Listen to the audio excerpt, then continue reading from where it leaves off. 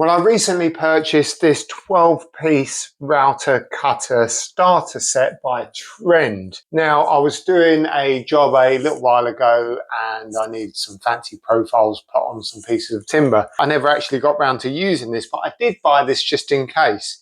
So what we're going to do is check it out. We're going to get the router up and running and we're going to see what different cutters we got and have a go using them.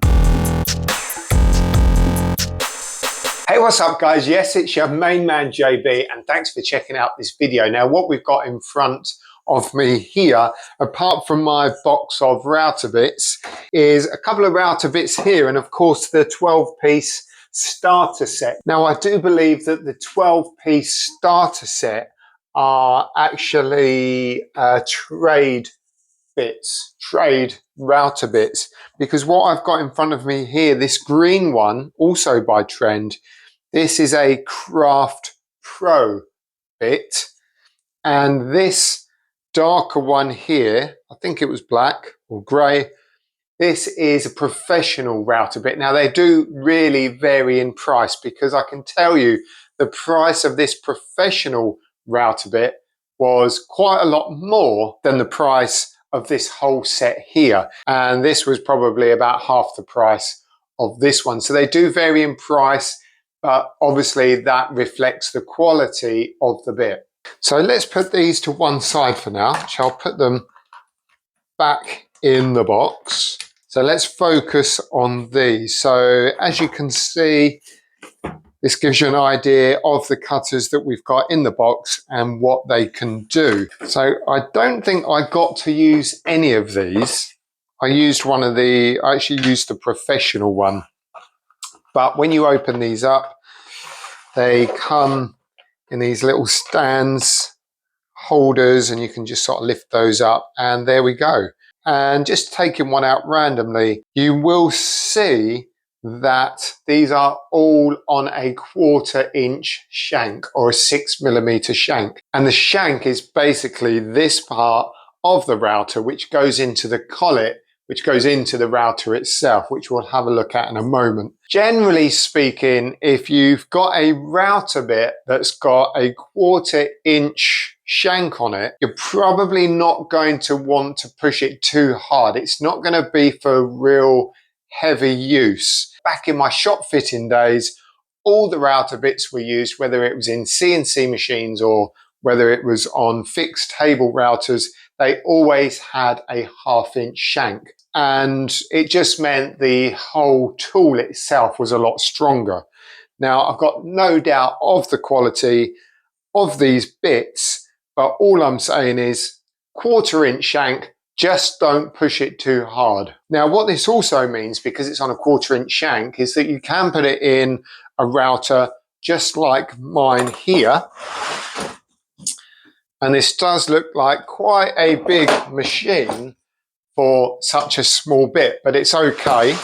But it also means that you can use these router bits in a trimmer, a router trimmer, which is a much smaller single handheld router, just like this.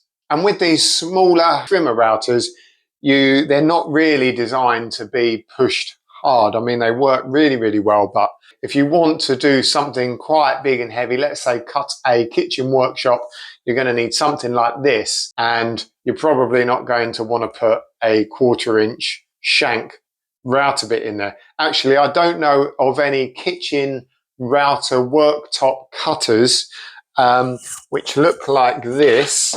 I've got one in here somewhere.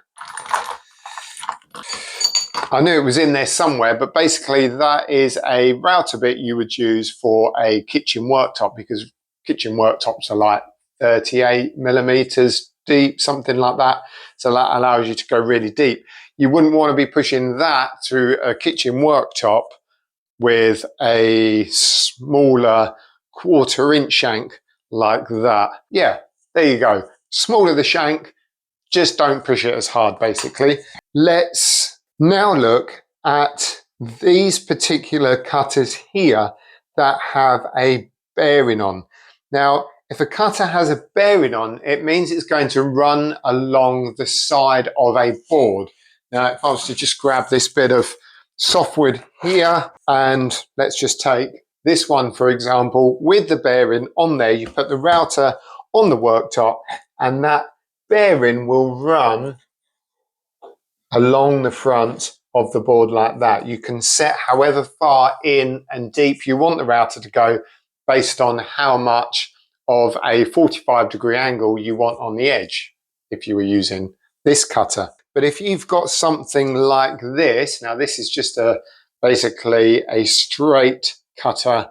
It has no bearing on, which means you're going to have to set up a fence or a straight line, a guide bar along your piece of work in order to use something like this. So bearings run along the front of the board, and cutters that don't have bearings, you either do it freehand or you run a fence or a guide rail bar along your piece of work. Now, if you've never used one of these tools, I highly recommend that you go check out my video here. If you want to go and check it out now and then come back to this, that's fine, or at the end of this video. But check this video out because it does give you a complete beginner's guide to using and setting up a router. I'm not going to be going through the detailed explanation of how to get this set up. I'm just going to go ahead and do it. I'm only going to do it once. You're only going to see it once. Because you don't want to see me change it 12 times, do you? Or put one in and then change it 11 times. So I'm just going to get the first one in, and then we'll keep rolling and get all the rest of them done. Now, somewhere here, I should have a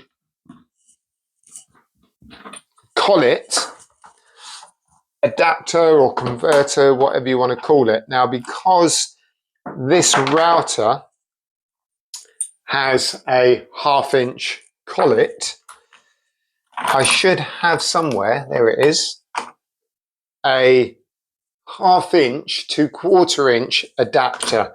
And this basically means if I've got this 1/2-inch collet and I can put a 1/2-inch router bit inside it, if I want to put a 1/4-inch in there, obviously that's not going to work. So I've got this sleeve here, which I put in, and then I can put the bit inside the sleeve.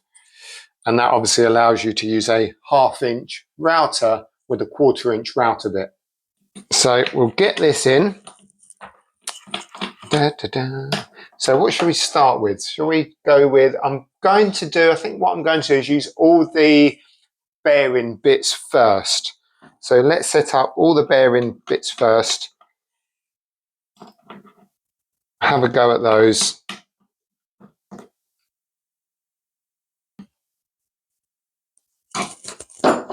Right, get the PPE on and we'll get cracking.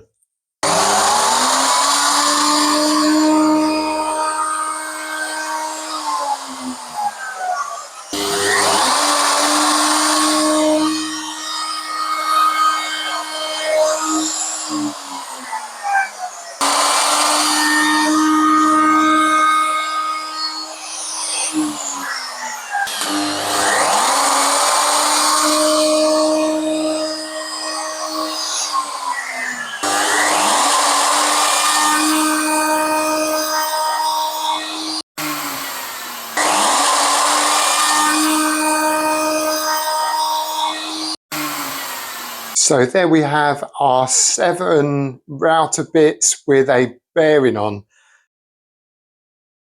Obviously you can see on this one here, because it's a trimmer, you're not actually going to see that it's done anything, but if it did have a bit of laminate on it, then it would be flush with the edge of the board. Now, before we go ahead and have a look at the other cutters, it is worth noting that not all router bits can actually plunge into a bit of timber. The ones that we've just used with the bearing, you obviously come in from the side, you go in, you go along, you come out. Something like this, for example, you could come in from an edge of a board, but you may also want to go straight into the board like so. And something like this is fine. something like this is fine. These are designed to plunge. But when we take a look at something like this, like the dovetail cutter, you've only got two parts of the cutter on either side here, which means you are not going to be able to plunge into a board.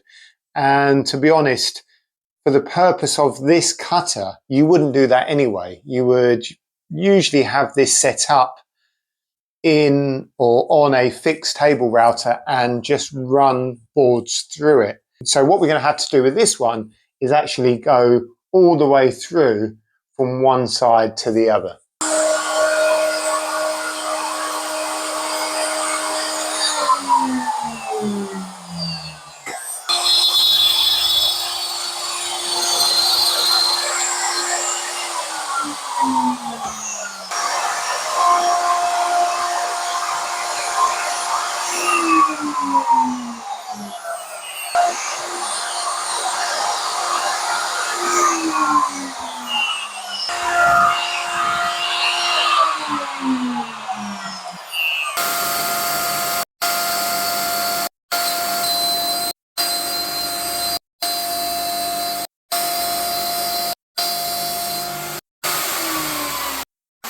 So there's our non-bearing router bits. I'm not quite sure what happened to that one there. This one here, I actually plunged in as I went along. That's why it looks a bit sloped there rather than just plunge straight down. And there's our dovetail joint bit as well. And that's all of them. So there we go. We've had a look at how all of these router bits look. So that's it then. I've got to put all these router bits back now, but I do hope you found that interesting and helpful. This kit really wasn't expensive. I can't remember exactly how much. It was maybe £30, something like that, £30–40 maximum. 12 pieces, 1/4 inch shank, and I think it's excellent value for money. It really is. Like I said already though, don't go crazy with these. Don't really push them hard, but they are certainly really nice for detailing any bit of timber. Right, fantastic. Let's get tidied up, and I'll see you on the next video, guys.